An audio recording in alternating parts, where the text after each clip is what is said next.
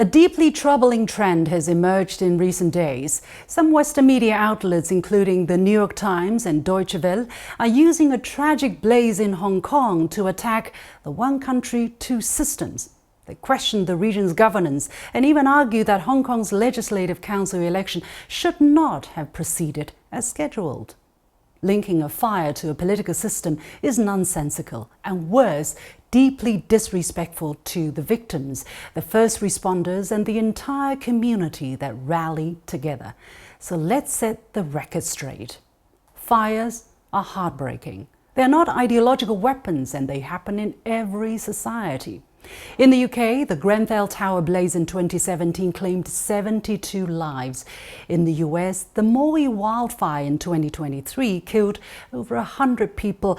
Did these media outlets question the failure of the British or American political systems? So why is Hong Kong treated differently? Because for years, they have used every opportunity to discredit the one country, two systems. That pattern is the real story. Now, the One Foot Court blaze was heartbreaking and did reveal shortfalls in management, offering lessons for the future. But the response has been swift, professional, and effective. When the blaze broke out, Hong Kong's Fire Services Department mobilized instantly. Frontline firefighters entered smoke-filled corridors for multiple rounds and search and rescue, carrying survivors on their backs despite almost zero visibility. And there is more. Something some Western media refuse to report.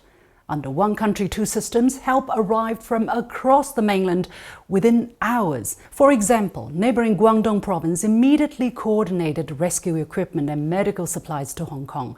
Volunteers from Shenzhen and Zhuhai crossed the border to assist NGOs in Hong Kong with relief logistics, not to mention donations from across the country. Significant amount from the mainland has poured in following the fire. The China Social Welfare Foundation alone has raised some 67 million yuan from nearly 1.5 million donors. The support fund for One Foot Court in Tai Po, established by the SAR government, has received donations totaling some 3 billion Hong Kong dollars as of December the 7th. On top of providing temporary housing, various forms of subsidies and allowances have been provided to those affected. There is also one social worker assigned to each household. These are not signs of a system failing. These are signs of a system functioning well. Now, a New York Times report also suggested Hong Kong pushed displaced residents of One Foot Court to vote, implying that the government was cold and Beijing-oriented. But the interview only those opposed to holding the election. None of the many voices that support the proceeding were quoted. Where is the journalistic integrity? Where is the professionalism? Even more absurdly, they implied that respecting legal procedures is insensitive, as if Hong Kong's democratic process should be suspended every time a disaster occurs. Governance doesn't stop after tragedy, it becomes ever more necessary.